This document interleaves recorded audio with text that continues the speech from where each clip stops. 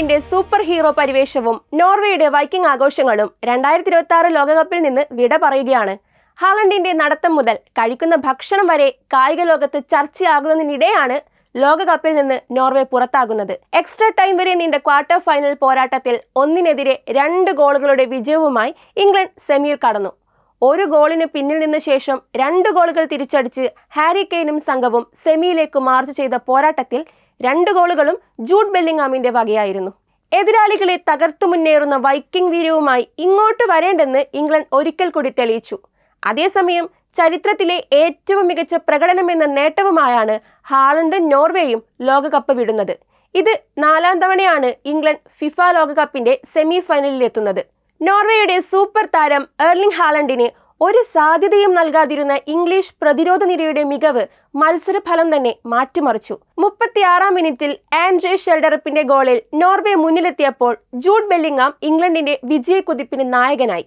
മത്സരത്തിന്റെ ആദ്യ 20 മിനിറ്റുകളിൽ ഇരു ടീമുകളും നിന്ന് പൊരുതിയെങ്കിലും മികച്ചൊരു ഗോൾ അവസരം പോലും ഈ സമയത്ത് സൃഷ്ടിക്കപ്പെട്ടിരുന്നില്ല.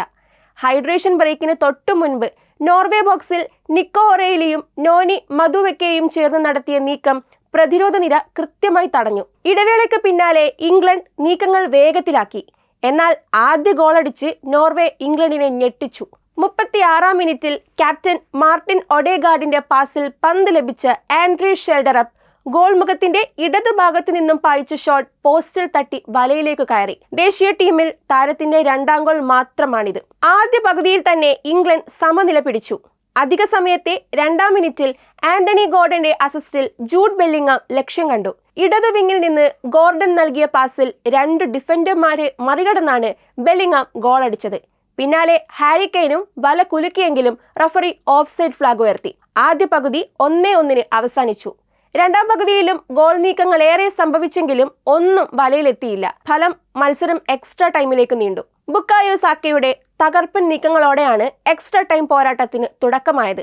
അതിന്റെ തുടർച്ചയായിട്ടായിരുന്നു ജൂഡ് ബെല്ലിംഗാമിന്റെ 2ാം ഗോൾ.